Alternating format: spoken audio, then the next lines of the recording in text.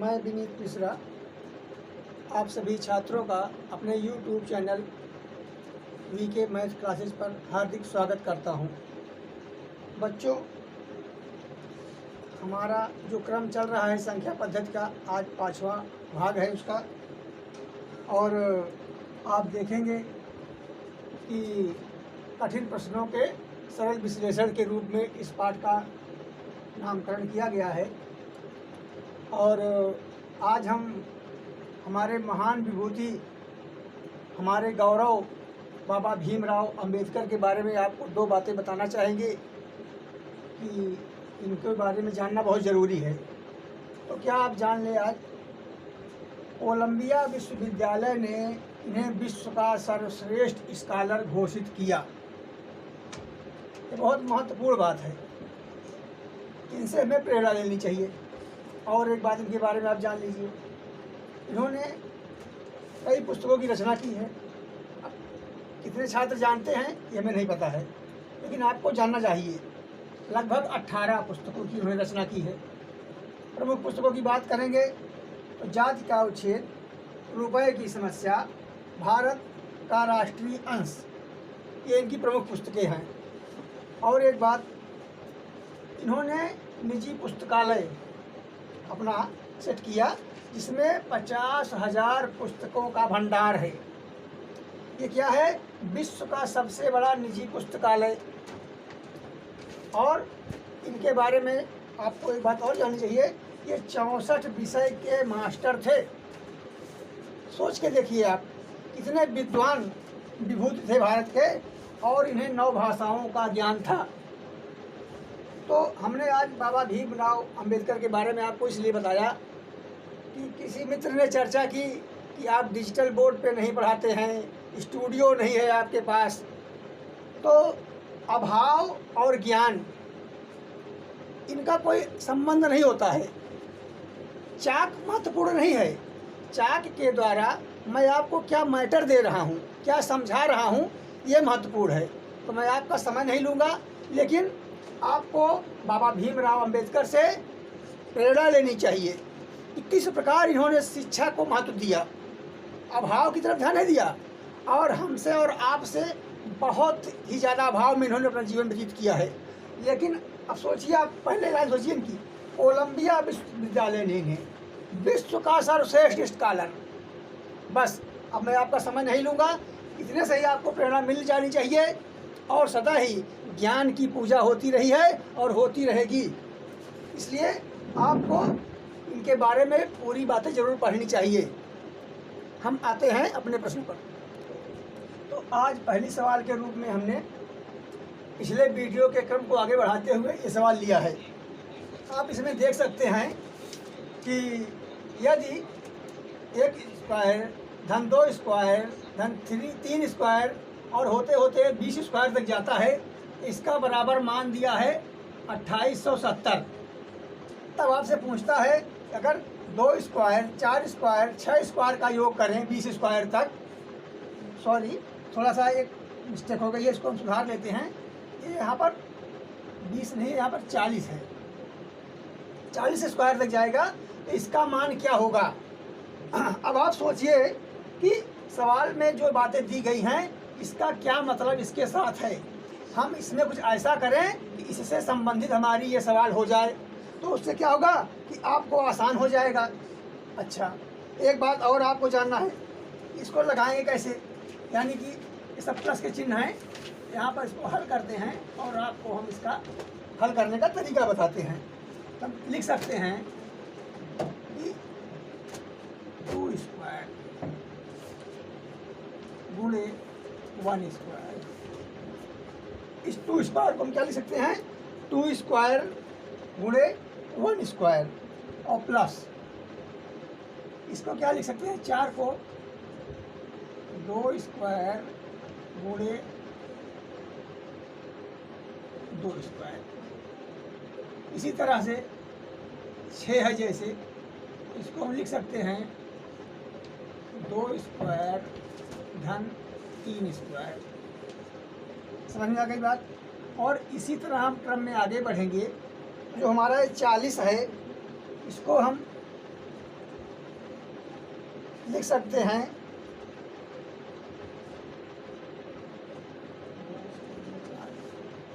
10 square, यानी हाँ इसके लिए 2 स्क्वायर गुणे 20 स्क्वायर।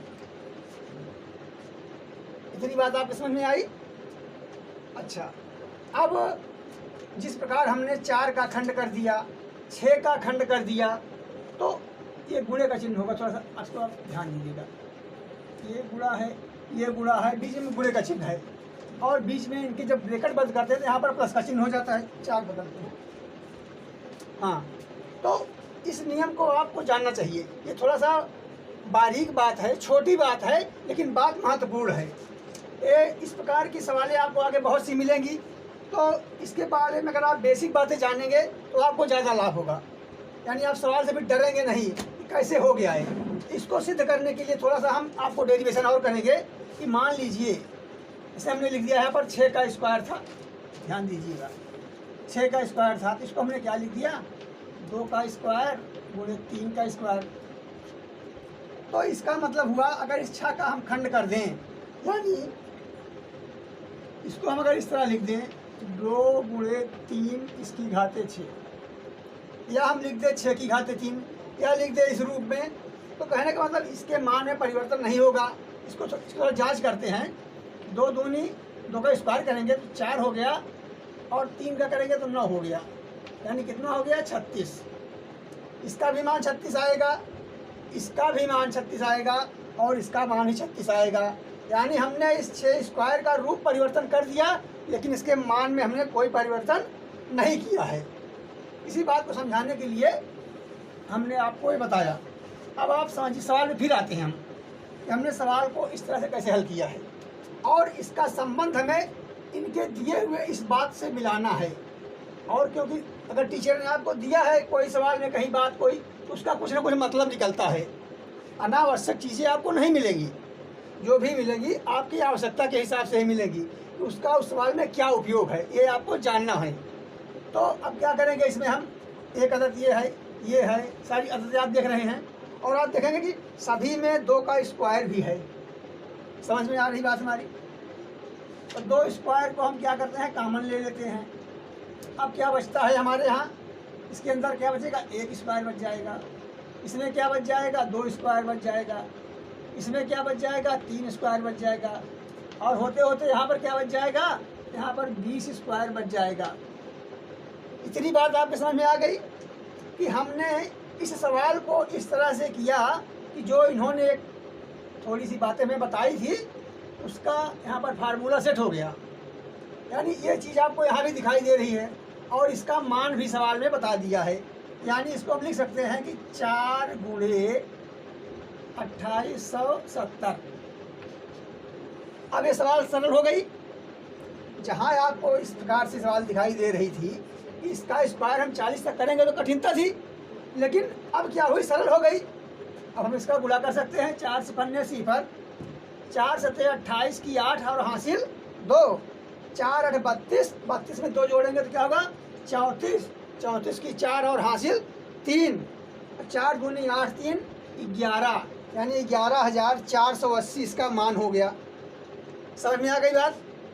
अब आप अगर इसको थोड़ा सरल करते, इसको आप अगर थोड़ा सा अभ्यास किए रहेंगे इसको, तो ये सवाल कैसे लगाएंगे इसकी हम बात करेंगे। ये बात आप नोट कर लीजिए। इस तरह से थोड़ा सा विस्तार का रूप है, और इसको सरल रूप में देखते हैं हम कि अगर हमें लगाना होगा, हमने अभ्यास किया है, हमें अनुभव हो गया है सवालों का, तो हम कैसे लगाएंगे और कितनी जल्दी लगाएंगे। ध्यान दीजिए आप। अब आधी सवाल आप इसको मन में लगा लेंगे, और आधी सवाल आप इसका हल निकाल देंगे।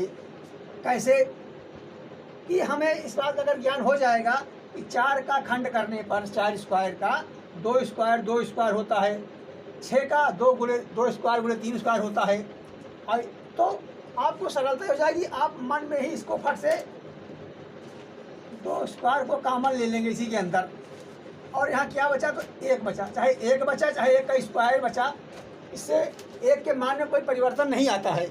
इसलिए हम चाहे 1 बचे, चाहे 1 का स्क्वायर बचे, उसको लिख सकते हैं। फिर आगे आएंगे तो इसका खंड करेंगे, 2 और 2 हो जाएगा। 1 स्क्वायर वाला बाहर हो गया, तो 1 स्क्वायर वाला अंदर रह गया है। और 6 का करते हैं तो 2 और 3 गुणनखंड होता है, तो 2 का भी स्क्वायर है और 3 का भी है, 2 वाला बाहर आ गया तो 3 वाले को हम लिख देंगे।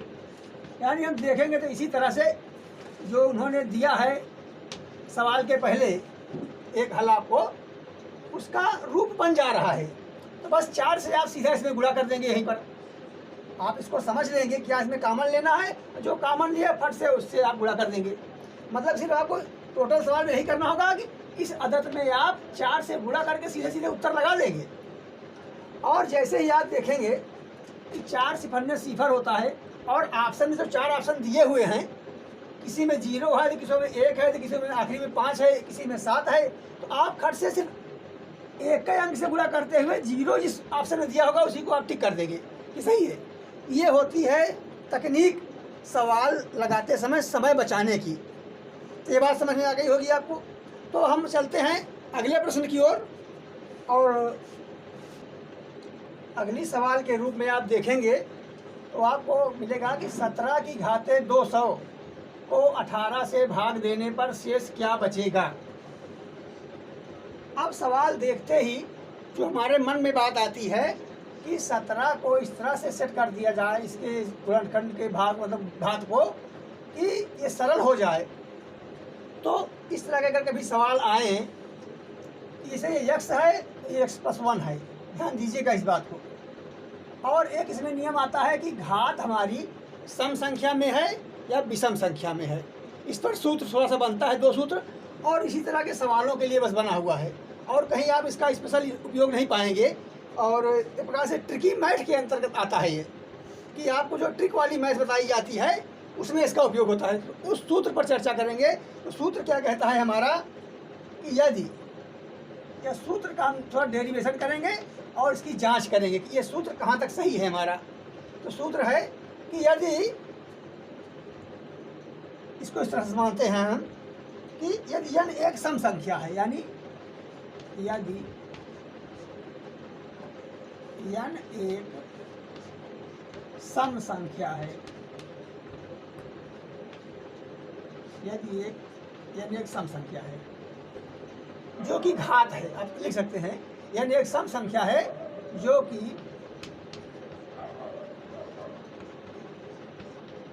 किसी संख्या का घातांक है। घातांक माने मतलब घात का अंक है, यही घातांक हो गया। और घात और घातांक में से कोई उच्चारण से कोई फर्क नहीं पड़ना है। तो संख्या कोई भी हो, चलिए हम मान लेते हैं, लेकिन सूत्र चल रहा है तो सूत्र में किसी संख्या को न रख के हम कुछ अक्षरों को लिख दें। जैसे यहाँ लिख रहा कि x की घाते क्या है, n, x की घात n लिखा है। फिर से लिखते हैं, ठीक से लिखते हैं। अगर कहीं लिखा हुआ है कि x की घाते n-1 बराबर, हाँ बराबर क्या, इसको हम विभाजित वाली बात कर रहे हैं, भाग देना है तो विभाजन की बात हो जा रही है। तो अगर इस प्रकार की संख्या है कि x हमारा सम संख्या है तो किससे विभाजित होगी, ये कह रहे हैं कि x+1 से पूर्णता विभाजित हो जाएगी, पूर्णता विभाजित हो जाएगी। ये सूत्र है। सूत्र अगर आपको जानना है तो सूत्र ये बता रहा है कि यदि n एक सम संख्या है जो कि किसी संख्या का घातांक है, तो दी गई संख्या यानी x की घात n, ये जो संख्या है x है, कोई भी संख्या हो सकती है, इसकी घाते n जो कि सम संख्या होगी, अगर इसको विभाजन की बात करेंगे तो x+1 से। जैसे अगर ये 17 है तो ये 18 से कट जाएगी, बशर्ते क्या होना चाहिए कि इसमें आपको इसकी घातांक क्या है, सम संख्या होनी चाहिए। तो देखते हैं, पहले सूत्र का हम जांच कर लेते हैं एक बार कि सूत्र इन्होंने बता तो दिया, अब हमें चले इसको रटना पड़ेगा, तो हम रटेंगे नहीं। इस पर अगर आप 2-3 उदाहरण खुद से लगा लेंगे तो आपको सूत्र अपने आप याद हो जाएगा।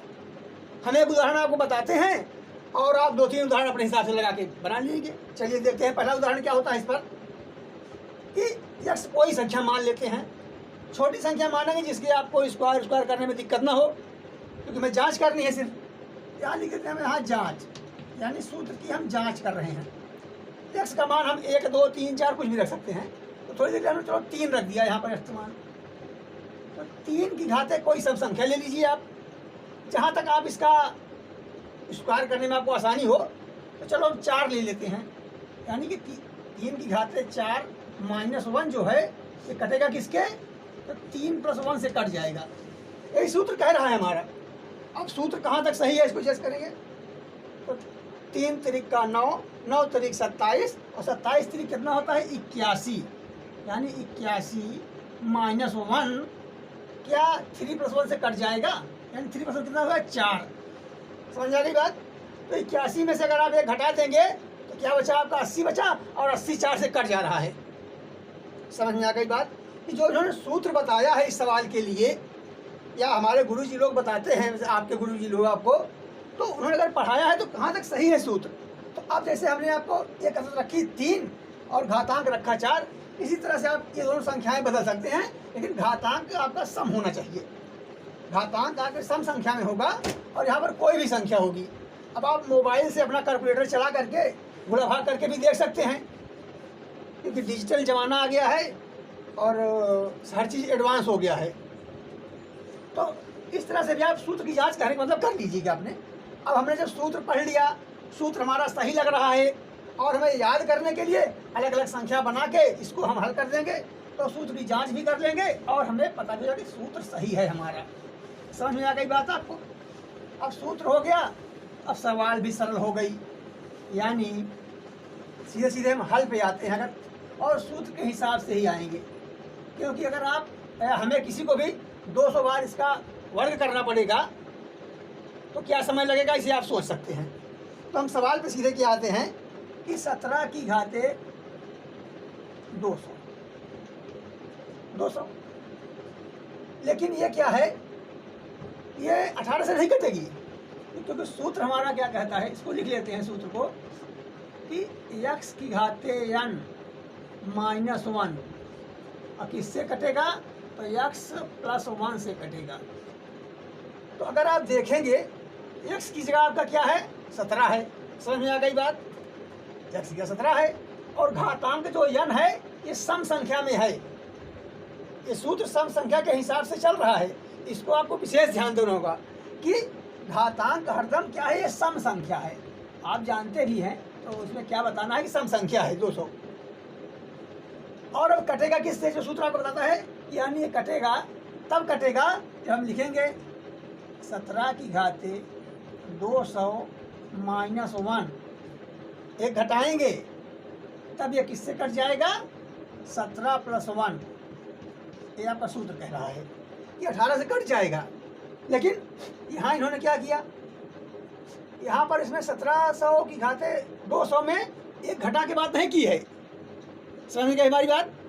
लेकिन आप यहाँ घटा रहे हैं, एक आप घटा दे रहे हैं, यानी अगर आप 1700 की घात 200 में एक घटा देंगे तभी 18 से कटेगा, लेकिन यहाँ तो आप घटा नहीं रहे हैं, यानी इसमें एक बढ़ रहा है मामला। 1700 में एक घटा देंगे तो कट जाएगा, अगर नहीं घटाएंगे तो एक बचा रहेगा आपको बात के लिए।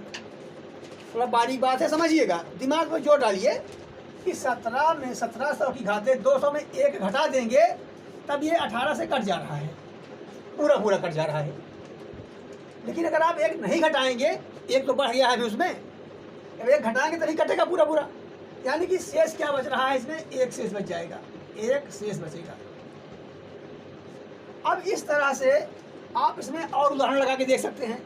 जैसे 200 है ना 17 की हाथे, इसको आप थोड़ा सा छोटा कर लीजिए, 17 की हाथे 2 कर दीजिए, 4 कर दीजिए, 6 कर दीजिए, जहाँ तक आप आसानी से इसका घात कर सकें। उसके बाद आप 18 से भाग दीजिए, तो आप क्या देखेंगे, एक बच रहा है। और जैसे ही आप उसके घातांक को सरल करने के बाद एक घटा देंगे सवाल में से, तो आप देखेंगे पूरा पूरा कट जाएगा।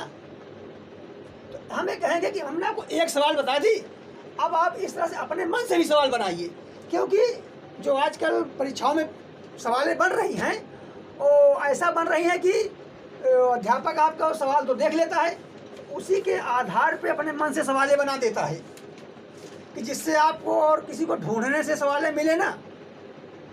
समझ गए हमारी बात ना। तो हमें थोड़ा सा एग्जाम के पैटर्न को ध्यान में रख के चलना चाहिए। तो इस सवाल को आप समझ गए होंगे, तो हम चलते हैं अगली सवाल की तरफ देखते हैं। तो जैसे अगली सवाल के रूप में सवाल नंबर 3 में हम क्या देख रहे हैं, तो सवाल नंबर 3 के पहले थोड़ा जो पिछले मैंने सूत्र बताया था अभी पिछले सवाल पर, उसके सूत्र का एक भाग और भी ये भी है। देखिए क्या है, कह रहा है कि यदि n एक सम संख्या है तो x की घात n-1 इससे विभाजित होगा x+1 से। x की घात n की आप हमने चर्चा की थी, आप देख रहे हैं। तो इसी प्रकार आता है कि अगर n एक विषम संख्या है तो किस प्रकार से समीकरण बनेंगे। n एक विषम संख्या है तो x की घात n+1 करेंगे और x+1 से विभाजित हो जाएगा। यानी जैसे 17 की घात 200 था, तब तो हमने ये सूत्र लगा दिया। और अगर आ गया कि 17 की घात 199, तो क्या करेंगे, तो विषम संख्या हो गई, तो 17 की घात जो 199 होगा तो उसमें एक जोड़ देंगे, तब वो 18 से कट जाएगी। समझ में आ गई बात। थोड़ा सा आप दिमाग में जोर बनाएं, क्योंकि आप गणित के छात्र हैं, आपका दिमाग शार्प और तेज होता चला जाएगा, आपकी सोचने की क्षमता बढ़ती चली जाएगी। और ये कैसे होगा, अभ्यास करने से होगा। हम आपको एक थोड़ा सा पॉइंट बताएंगे और उस पर आप स्वयं विस्तृत चर्चा करेंगे। इस प्रकार से कई सवालें आप लगा सकते हैं। तो जब आप सवालों का अभ्यास करेंगे तब आपका दिमाग उस तरफ ज़्यादा तेज चलने लगेगा। तो हम सूत्र का डेरिवेशन बता चुके हैं आपको, इस पर सवाल भी बता चुके हैं, आप उसको देखेंगे और इसे आप नोट जरूर कर लें। और इसके बाद अब हम सवाल पे आते हैं। तो सवाल हमारी है कि निम्न में से कौन सी संख्या किसी प्राकृत संख्या का वर्ग नहीं हो सकती है। ऐसे और भी संख्या आपको दे सकता है और पूछेगा कि बताइए ये संख्या किसी का वर्ग हो सकती है। ये हो सकती है मतलब चारों में से कौन सी संख्या वर्ग नहीं हो सकती है। यानी कि इसमें 3 संख्याएं तो वर्ग हो सकती हैं। और प्राकृतिक संख्या क्या है, जो आपको आसानी से प्राकृतिक रूप से मिल गई हो। जैसे 1, 2 से लेकर के अनंत तक जो है प्राकृतिक संख्याएं मानी जाती हैं, जिसमें आप कोई छेड़छाड़ नहीं कर रहे हैं। समझ में आ गई बात हमारी कि प्राकृतिक संख्या क्या है। और उसके बाद फिर और बताएंगे संख्याओं पर जो चर्चा होगी कि भिन्न क्या है, दशमलव क्या है, तो किस प्रकार से संख्याएं और हो जाती हैं, तो उनकी चर्चा बाद में करेंगे, सवाल में आप नहीं करेंगे अभी हम। लेकिन ये कह रहा है कि प्राकृतिक संख्या क्या है, तो आप जान लीजिए कि निम्न में से कौन सी संख्या किसी प्राकृतिक संख्या का वर्ग नहीं हो सकती है। थोड़ा सा सोचने वाली बात है, लेकिन तरीका आप अभ्यास लगाएंगे। कैसे लगाएंगे, आपको जानना चाहिए। यानी कि आप अगर इस प्रकार के सवाल लगाए हैं, थोड़ा सा और लगाइए। कैसे लगाएंगे और जानेंगे क्या कि 1 का स्क्वायर क्या होता है, इकाई का अंक। इसमें क्या होगा, 1 इकाई। ध्यान दीजिएगा आप, इसका क्या प्रभाव पड़ रहा है। फिर आता है 2 का स्क्वायर, इसमें इकाई का क्या होगा, 4 इकाई हो गया। 3 की आप देखेंगे कि 3 का स्क्वायर क्या होगा, तो बराबर 9 हो गया। और 4 का करेंगे तो आप जानते हैं 4 चौक 16 हो गया, वर्ग करने की बात कर रहे हैं। और 5 का करेंगे तो आपका 5 आ जाता है इकाई। और 6 का करेंगे तो 6 आ जाएगा इकाई, समझ गए आप। और 7 का करेंगे तो 9 आ जाएगा। और 8 का करेंगे तो 4 आ जाएगा। और 9 का करेंगे तो 1 इकाई आ जाएगा। अब इन बातों को हमने अगर आपको बताया इकाई अंक के बारे में, तो इसका कुछ तो मतलब होगा इस सवाल से। यानी कि अगर कोई भी संख्या जिसका इकाई का अंक 1 है, उसका आप वर्ग करेंगे तो उसके इकाई का मान 1 ही आएगा। या कि अगर उसके इकाई का अंक 2 है तो उसका इकाई का मान जो वर्ग का आएगा वो 4 आएगा। इसी प्रकार आप जान सकते हैं कि किसी भी संख्या का, किसी भी प्राकृतिक संख्या का वर्ग करने पर 1, 4, 9, 6, 5, मतलब 1, 4, 6, 9, 5, 7, 8, ध्यान दीजिएगा। यानी 3, 2, 5, 2, 7, ये 7 संख्याएं हैं कि ये तो, क्योंकि अब देखिए यहाँ पर 4 यहाँ भी है तो 4 यहाँ भी है, इसको समझ लीजिए, इसको कम ही समझ लीजिए। 8 का हाँ पहुँच गए थोड़े से, ये 7 है, ये 8 है, इसमें 1 है, चलिए ठीक है 1 है, लेकिन इसमें 2 नहीं है। ध्यान दीजिए आप, किसी भी संख्या के वर्ग का इकाई अंक 2 नहीं होता है। यानी एक अंक हमारा हो गया 2, जो नहीं हो सकता है इकाई का अंक। 3 कहीं ढूंढिए आप, 3 भी नहीं मिल रहा है आपको। लेकिन 4 देखेंगे तो आपको 4 मिल जा रहा है कि अगर किसी संख्या के अंत में 2 है तो उसका आप वर्ग करेंगे तो 4 इकाई मिल जाएगा, ठीक है।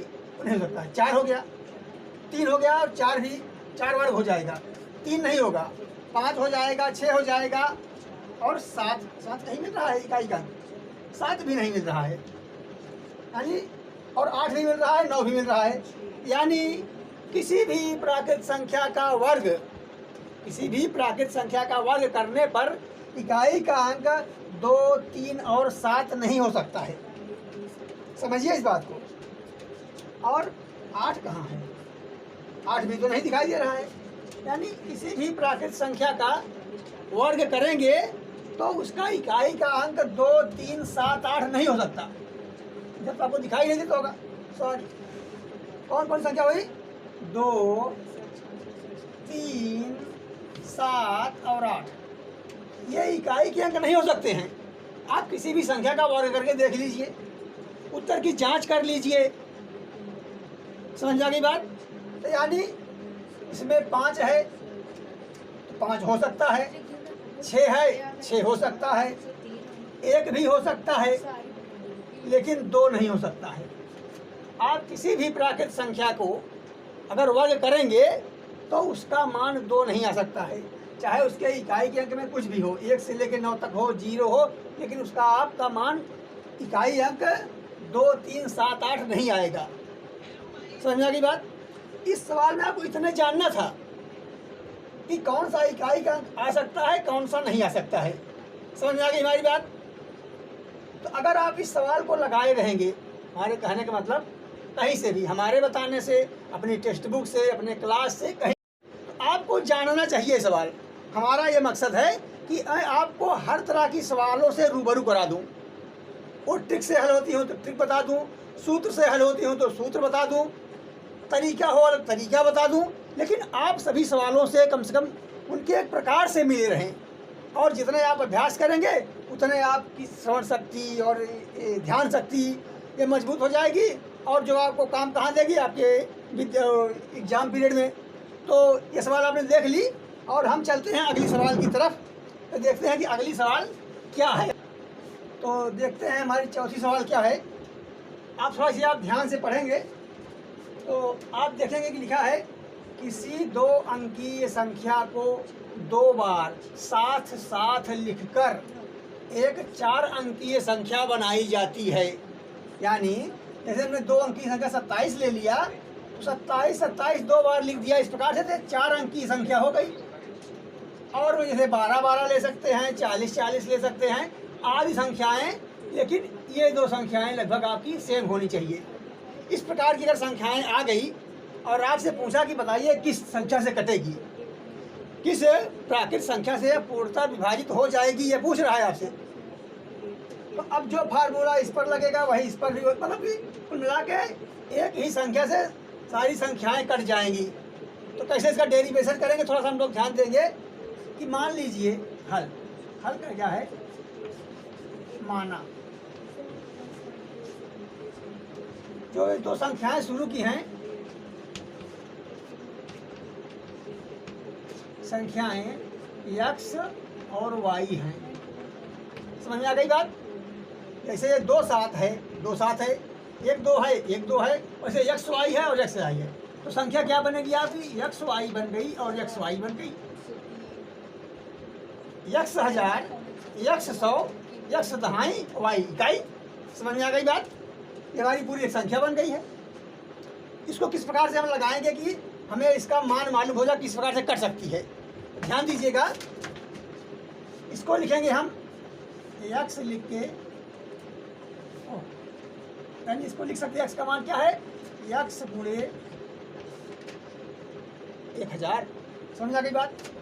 प्लस ऐसे कर लीजिए। चलिए आप y का मान क्या होगा, y गुणे 100 प्लस x गुणे 10 और प्लस y का मान क्या है, इकाई है तो इकाई हो गया यहाँ पर। इतनी बात आपको समझ में आ गई होगी। चलिए अब आगे क्या करते हैं इसमें कि कुल 4 अदद बन रही है। 1 2 3 4 4 संख्याएं थी, 4 अदद बन गई है। तो इन दोनों में हम कॉमन लेना चाहें तो क्या ले सकते हैं, ध्यान दीजिएगा, 100। यानी हम क्या किए, 100 को कॉमन ले लिए। 100 कॉमन ले लिए तो यहाँ क्या बचा, 10x इसमें बच गया, प्लस इसमें क्या बचा, सिर्फ y बच रहा है। और इसमें क्या करेंगे हम, अब इसमें तो कोई सेम बात होना ही नहीं है, तो एक कॉमन ले लेंगे। तो आप एक कॉमन ले लेंगे तो हो गया ये 10x धन y। अब ये गुणनखंड का नियम है, इसे आपको पता होगा, सरल बात है। अब क्या करते हैं, फिर इसको हल करते हैं, यानी 10x प्लस y को कॉमन ले लिए दोनों में से, तो क्या बच रहा है, 100 प्लस 1। यानी ये जो संख्या है हमारी 101 का गुणनखंड है, यानी इसका एक खंड 101 है और दूसरा खंड कुछ भी हो सकता है। तो जैसे कि कोई संख्या मान लीजिए आपकी है, थोड़ा सा अब सवाल आप नोट कर लीजिए, तो इसी का मैं थोड़ा सा और डेरिवेशन करके आपको इस बात को कंफर्म करता हूँ, कैसे आपने मान लिया कि 101 से ही संख्या कट जाएगी, क्योंकि 101 का गुणनखंड है। तो गुणनखंड में चाहे जो हो उतनी बार जब जाएगी दूसरे से भाग देंगे। तो थोड़ा पुख्ता जांच करते हैं कि हमारी बात आपको समझ में घुस जाए। देखिए, चलिए, आपने सवाल नोट कर ली होगी, अच्छी बात है।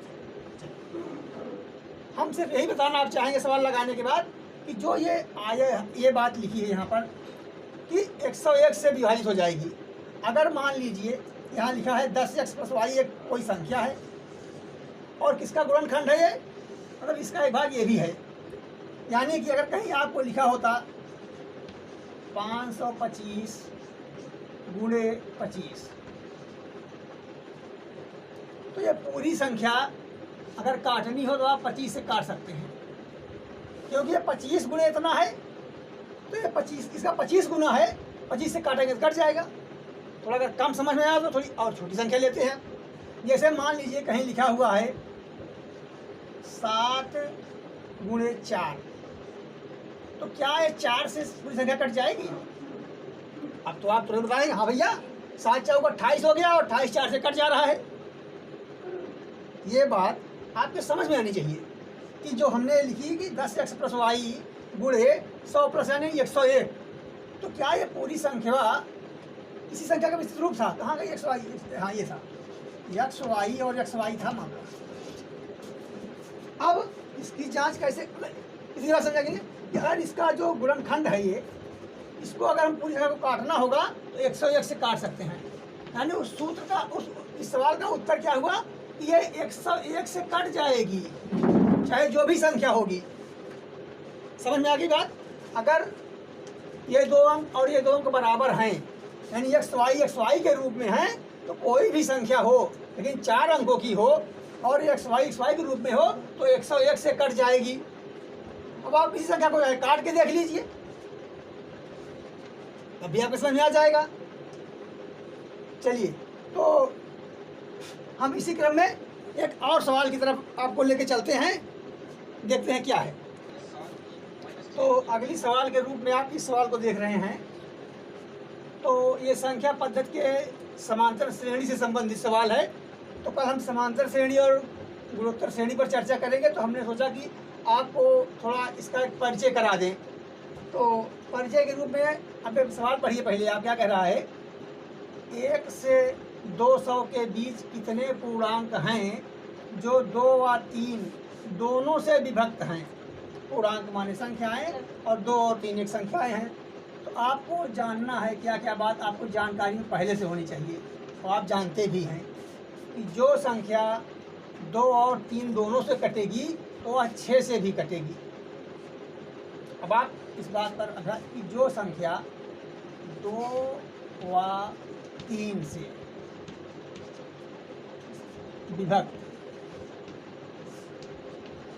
विभक्त होती है तो वह संख्या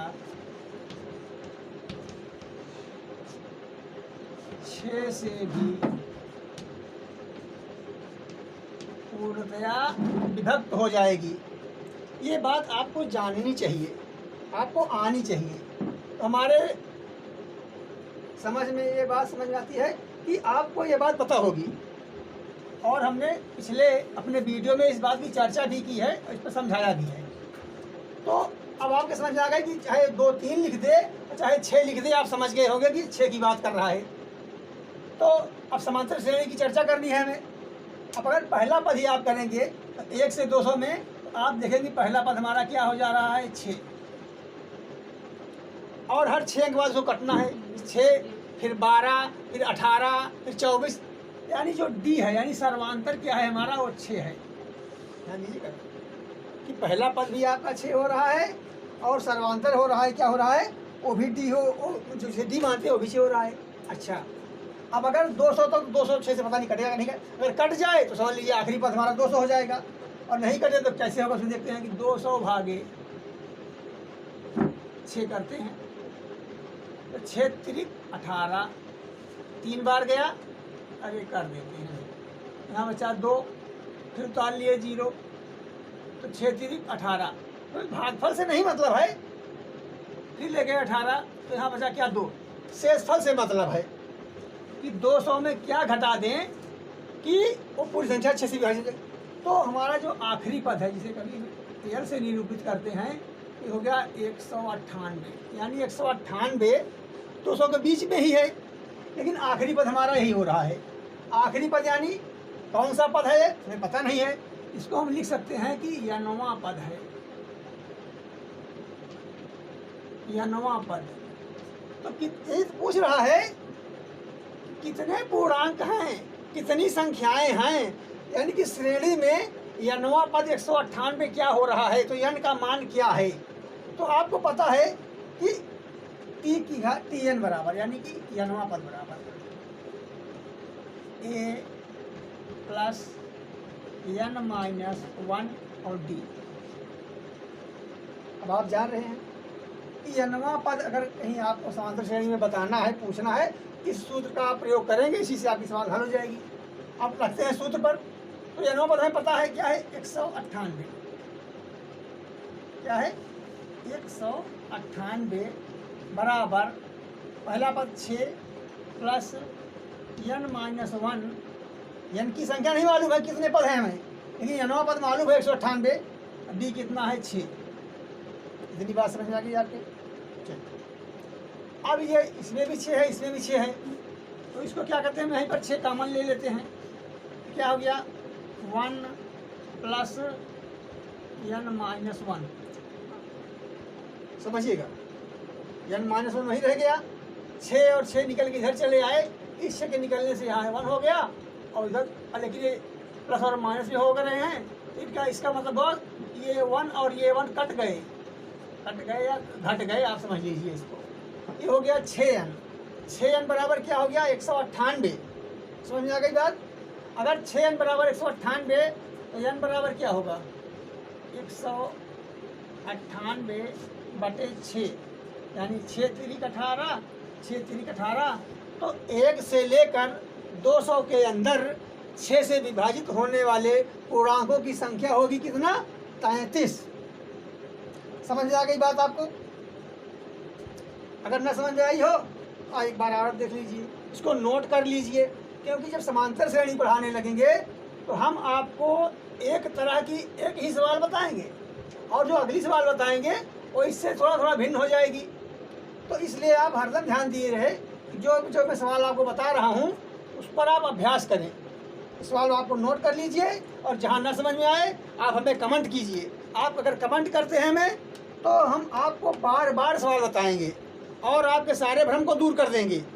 खैर, इन्हीं बातों के साथ हम आज का वीडियो, अपना प्रोग्राम, ये यूट्यूब चैनल पे जो क्लास चल रही है इसको हम समाप्त करते हैं, और परमपिता परमात्मा से ये प्रार्थना करते हैं कि जो भी बच्चे पढ़ाई लिखाई कर रहे हैं वो उनका पढ़ाई लिखाई में मन लगे, वो पढ़े लिखें, आगे बढ़ें, सदा खुश रहें, मुस्कुराते रहें, स्वाभिमान के साथ अपना जीवन जिए और गलत रास्तों पर न भटकें, और पढ़ाई पूरी ईमानदारी के साथ करें। इन्हीं शुभकामनाओं के साथ मैं आज का अपना अध्यापन कार्य यहीं पर स्थगित करता हूं, और कल पुनः हम लोग इसी समय इसी चैनल पर आपको मिलेंगे नए नए सवालों के साथ, नए नए अनुभव मिलेंगे आपको और आपके ज्ञान में वृद्धि जरूर करेंगे।